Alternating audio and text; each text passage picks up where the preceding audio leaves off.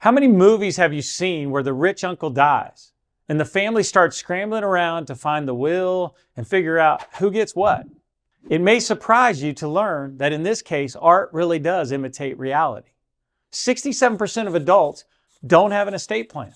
That means 2 out of 3 people leave their loved ones confused and with possible legal messes on top of their heartache.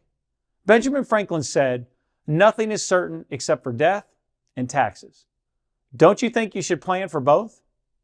Hi, I'm Keith Demetriades. Look, I know that the topic of estate planning is not exactly a cheerful dinner conversation, but it's an important topic. So why do people tend to avoid it? A lot of it has to do with time. We're busy. We're busy with the busyness of living, and we figure we'll get to it someday. We're not always in a rush to estate plan because, let's be honest, mortality is a thought we push to the back of our minds unless some life circumstance forces us to confront it. If you're younger and healthy, it's an easy topic to push off. Another reason is that some folks believe estate planning is only for the ultra wealthy. Sure, if you have a complicated estate, it makes sense. But many of us don't consider our lives, our finances, to be all that complex. Whatever the reason, not having a plan is in fact a plan. A plan to let the chips fall where they may, often in ways you'd never want. Think this doesn't apply to you? Let me give you some scenarios demonstrating why estate planning is important for everyone. Scenario 1. Meet Sarah, a single professional in her 50s who's worked hard to build a stable life, owning a home, saving for retirement, and helping her niece with college expenses. Since she doesn't have a spouse or kids, Sarah assumes estate planning isn't urgent. But here's the catch. If something happens to Sarah, her assets won't automatically go to her loved ones or causes she cares about. Without a will, the court will follow state laws, which might mean her estranged sibling inherits everything, even though Sarah would have preferred her niece benefit instead. And what about decisions if Sarah becomes incapacitated? Without a power of attorney, her parents who live across the country would have to step in despite not knowing the details of her finances or her preferences for medical care. A simple estate plan naming her niece as a beneficiary, designating a trusted friend as power of attorney, and putting her wishes in writing could ensure Sarah's intentions are clear and her loved ones are spared unnecessary complications. Scenario 2. Let's look at Lisa and Kevin, a married couple in their 40s with no children. They've built a comfortable life together, shared a home, invested in a retirement account, and accumulated savings. While they've talked about what they'd like to happen if something happened to one of them, they've never put those wishes in writing. Tragically, Lisa and Kevin are involved in a devastating car accident. Kevin passes away instantly, and Lisa survives for a short time before succumbing to her injuries.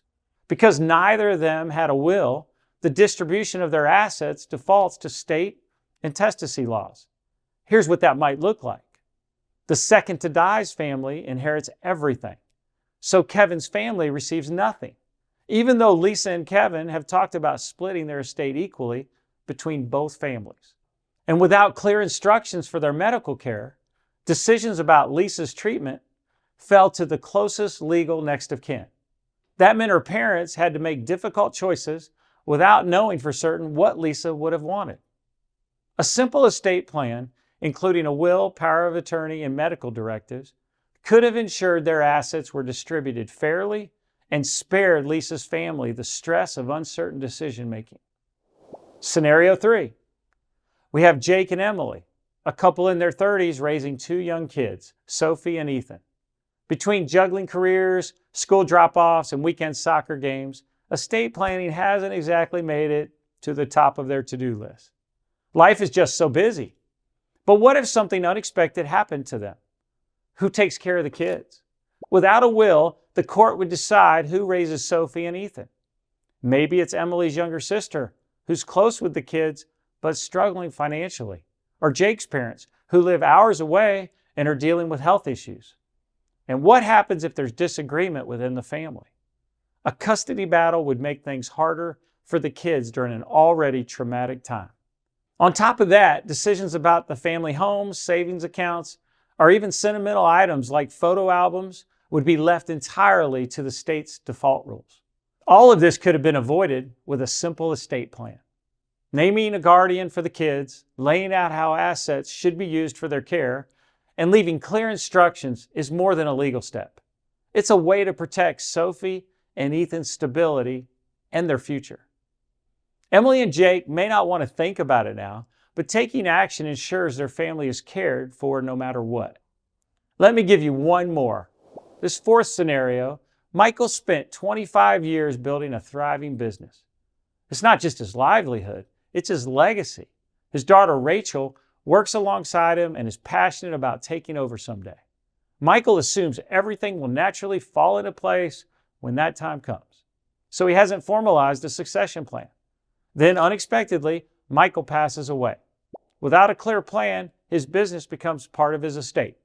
And his two other children, who aren't involved in the company, they inherit equal shares. Rachel wants to keep the business running, but her siblings, they have different priorities. One sees the business as an investment and pushes to sell it for profit, while the other wants to cash out their shares immediately. Disagreements over how to proceed create tension, and the lack of a clear path forward stalls operations, creating tension for both employees and clients and family. With proper estate planning, Michael could have ensured Rachel had the resources and authority to run the business while providing fair compensation to her siblings. A buy-sell agreement, trust, or other tools would have protected the company's future and helped preserve harmony among his children. Now, do you still think you don't really need an estate plan? The truth is, everyone has estate considerations. Love is an action.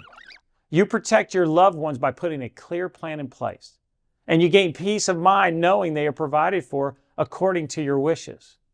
Does making a plan feel like a big step? Estate planning is important, but it doesn't have to be complicated. Let's talk about 9 steps to take as you create your estate plan. Step 1, take inventory of your assets. The first step in estate planning is pretty simple. Figure out what you've got. Laying it all out might feel like a chore, but it's the foundation for everything else. You can begin with the things like your home or bank accounts, but don't stop there. You want a comprehensive listing. So include everything from retirement plans to sentimental items like that family quilt or your great aunt's wedding ring. Don't forget digital assets like social media accounts or that growing cryptocurrency stash. Step 2, draft a will. Think of your will as a set of instructions you leave behind, not just for where your money goes, but also who takes care of things when you're gone. Explain how and to whom your assets should be distributed. You should also include a disposition list to catch anything that might not be in the will. This can be especially important in second marriages.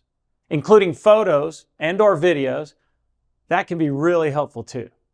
Got kids? This is also where you name your guardians. I know this can sometimes be tricky with family dynamics, but it's the only way to make sure your wishes regarding your children are followed. This decision is more than legalities. It's how you provide your kids stability when they need it most. Step 3, appoint powers of attorney. What happens if you're in a situation where you can't make decisions for yourself? That's where powers of attorney come in. You'll need someone you trust to handle your finances and make healthcare decisions. This could be the same person, but it doesn't have to be. You can choose to assign these duties separately. This step isn't just for the elderly. Life happens to all of us, and it's better to be prepared than to leave these big decisions up to chance. Step 4, consider trusts for specific needs. Trust might sound like something that's only relevant if you're wealthy, but they're actually just tools to help you handle things your way. Maybe you want to protect your assets from creditors, or maybe you're part of a blended family or have kids who aren't ready for a big inheritance. In that case, having a gatekeeper for the funds could be helpful. Trusts are structured to help define your plan for your money and give you control, something we could all use a little more of, right? Step 5, make provisions for the family business and real estate. If you've got a family business or a piece of land that's been in the family for generations, you know it's more than just dollars and cents. It's a piece of your legacy. But passing these down without a plan can lead to serious conflicts. For example, Not everyone in the family may want or even know how to run the business. It's often a good idea to pass the business to those actively involved and distribute other assets to heirs who aren't. Shared ownership has derailed more than a few family businesses and strained relationships beyond repair. For valuable real estate or a business, consider including a buyback agreement. If heirs don't want to keep their share, they can sell it while ensuring the business or property stays in the family. A little planning now keeps the peace and helps make sure what you've worked so hard to build is now a blessing, not a burden. Step 6, review and update beneficiary designation. Here's a fun fact. Those beneficiary forms on your retirement accounts or your life insurance policies, they override your will. So everyone could be in for a surprise if you haven't updated them in years or since your last big life event. Keeping them current is quick and it's easy, and it ensures your plans stay on track. Take the time to go through them and make sure your designations match your will. Step 7, plan for long-term care. No one likes to think about getting older or needing care, but it's a reality we should plan for. Long-term care is expensive, really expensive. And without a plan, it can wipe out everything you've worked for. Options like long-term care insurance or even setting aside specific assets can help make sure you're covered without putting a financial strain on your family. Step 8, communicate your plan with loved ones.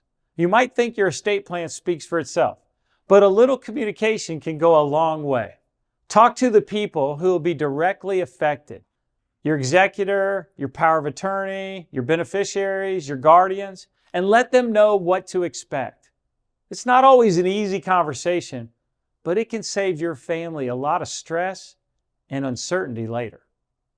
Step 9, review and revisit regularly. Life changes, sometimes faster than we'd like.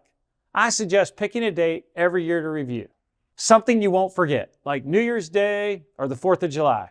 Just think fireworks. You should also review it if you experience a major life event, like having a new baby, getting married, divorced, adopting, or if you come into new assets. This is an opportunity to review every beneficiary designation. Make sure your passwords are up to date and confirm that all your estate documents are up to snuff and still align with your intentions. So here's my 2 cents. Don't wait for someday. Start today. Get the basics down, have those important conversations, and if you're feeling stuck, seek out professional help to nail down your plan. I know that estate planning might not be the most exciting thing you'll ever do, but let me tell you, it's one of the most loving. Love is an action, and putting a plan in place shows your family you've thought about their future and want to make things easier for them when that time comes. I'm Keith Demetriades. If you found this video helpful, please like, subscribe to the channel, and share it with others who might benefit from the same information. Be a savvy steward. Make your life count.